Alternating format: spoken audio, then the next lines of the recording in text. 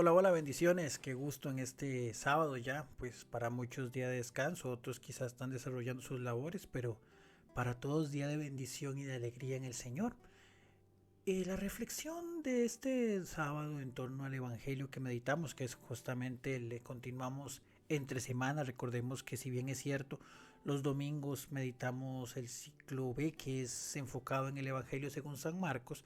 En las lecturas pues semanales se maneja otra distribución y justamente estamos hablando o reflexionando sobre el Evangelio de Lucas. Ahorita estamos en el capítulo 11 y hoy vamos a ver dos versículos nada más, el 27 y el 28. Y esos dos versículos generan tantísima enseñanza. Y es que va Jesús caminando y entre la muchedumbre y le dicen, dichoso el vientre que te tuvo en tu seno y los pechos que te amamantaron. Y a veces estos textos de una manera errónea, de una manera pues a veces no entiendo el motivo, y más si lo llevamos al Evangelio según San Mateo, que tal vez lo maneja de otra manera un poco más fuerte, y a veces pues se toman para hablar de un desprecio de Jesús hacia su madre, por ejemplo, ante la replicación y demás. Y no tiene ningún valor porque más bien la respuesta de Jesús podríamos decir que reafirma aquello que María ha sido y que María refleja y lo que la iglesia enaltece de María, que es justamente lo que Jesús dice, dichoso aquel que escucha la palabra de Dios y la pone en práctica. Por eso, pues el título de esta reflexión es tomado de un sermón de San Agustín de Hipona, un santo pues maravilloso, que es, ¿acaso la Virgen María no hizo la voluntad del Padre?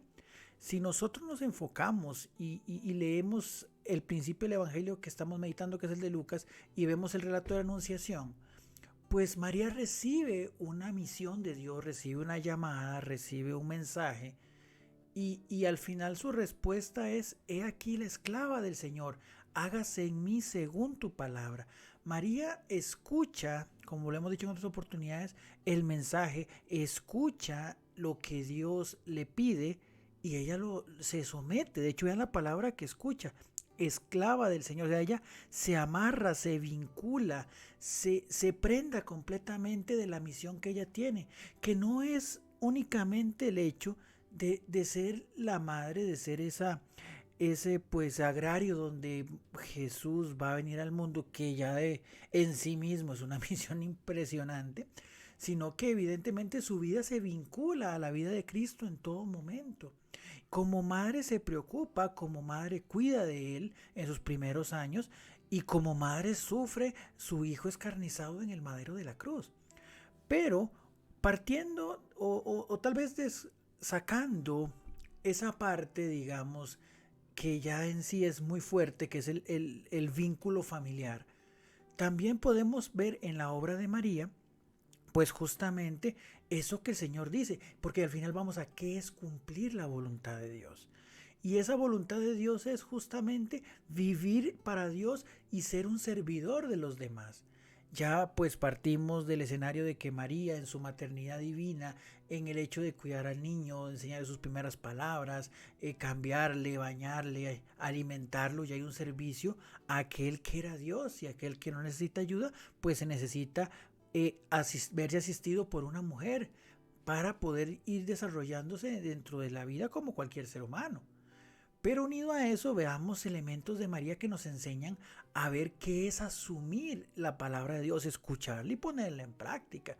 Que es en primer lugar el servir a los demás, el amarse. No es únicamente decir, ok, mi reflexión o mi servicio se limita únicamente a mi labor de cuidar al Hijo de Dios. No, ya a los pocos momentos de haberse ido el ángel Gabriel, María acude a la ayuda de Isabel, su prima, que estaba embarazada de Juan el Bautista, y ella se sabía, y María como prima sabía que era una mujer de mayor edad, que era una mujer que necesitaba asistencia, y ella pues va a su servicio y va a ayudarle. Y vean qué maravilloso si leemos el texto de Lucas, pues que en ese saludo y en ese encuentro, pues Juan el Bautista da testimonio del Hijo de Dios. Entonces ahí nos enseña que también el escuchar la palabra de Dios el escucharnos, el aceptar esa palabra, el guardarla en nuestro corazón, nos tiene que impulsar a acciones concretas. Recordemos el primer milagro que nos muestra el Evangelio según San Juan, ese primer signo de las bodas de Caná.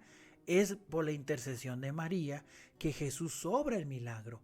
María, pendiente de la situación, pendiente del servicio que desarrollaba en esa boda, ella ve una necesidad y le dice a Jesús, no tienen vino. Y entonces podemos observar que al final eso es el asumir la palabra de Dios y el poder llevar a Cristo en nuestro interior para reflejarlo a través de nuestra vida y a través de nuestras acciones. María está al pie de la cruz compartiendo con su hijo y se convierte de una manera también en consuelo para Juan cuando Jesús entrega a María a Juan y Juan pues es recibido por María como madre e hijos como tal. Entonces, al final del camino, María está presente en esos momentos puntuales y por qué no decirlo y por qué no nos damos cuenta que en el cenáculo, en Hechos de los Apóstoles, unido a los 12 apóstoles, pues María estaba en el centro, también inspirando confianza, inspirando fe, venciendo el dolor de haber perdido a su hijo en esa parte humana que no podemos obviar, pero también en la esperanza de saber de que ella conocía verdaderamente quién era aquel que está en su vientre, porque el ángel Gabriel se lo había anunciado, y entonces, ahí está María en medio del cenáculo también orando y brindando confianza. Entonces, es un poco a veces triste tener que tomar argumentos bíblicos para desacreditar por digámoslo de esta manera, una forma de fe, aunque verdaderamente va más allá de una forma de fe, es determinar y aceptar la escritura. Pero a veces lo triste es limitarnos a buscar en un texto tan rico que nos enseña la labor de qué es verdaderamente ser cristiano, que no se trata únicamente de estar horas metido en oración, en celebraciones y sirviendo en la parroquia, sino que tiene que ser poner en práctica en toda mi vida cotidiana, no solamente cuando estoy en el templo, lo que es el mensaje de Dios, escuchar sus mandamientos, escuchar sus palabras y llevarla a los demás con la misma alegría y el mismo entusiasmo, en toda instancia de la vida.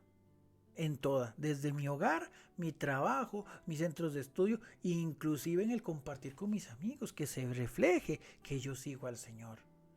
Entonces, que ese sea justamente la llamada de atención, que sea una llamada de atención inspirada en el modelo de María. No podemos ser ciegos y no darnos cuenta que María justamente es la viva encarnación y de aquella que escucha lo que Dios le dice, lo guarda y lo practica en su corazón y lo vive todo el resto de su vida. Así nosotros también tenemos que vivir justamente esa llamada. Si conocemos a Cristo, si sabemos quién es Cristo, si conocemos el Evangelio, si leemos la Biblia, si participamos de la liturgia, si nos hemos formado, sabemos qué es lo que Cristo quiere de nosotros. Entonces, escuchemos esas palabras y llevémoslas a la práctica. Entonces, pidámosle al Señor verdaderamente eso, poder creer en Él, poder escuchar su mensaje, poder que se encarne en mi vida, que se encarne en mi corazón, que se encarne en mi alma y así obviamente en mi condición de estado, sea como un trabajador, sea como un ama de casa, sea como un estudiante, sea como una persona que tal vez está enferma y por alguna situación especial está en una cama, está en un hospital. Cada uno dentro de nuestro deber de estado, dentro de nuestra condición actual, tiene una misión que cumplir.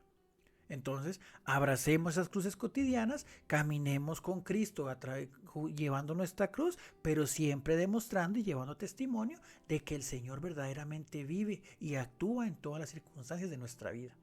Esa es nuestra fe, esa es nuestra esperanza. Escuchemos la voz del Señor y guardémosla en nuestro corazón para ponerla siempre en práctica. Bendiciones.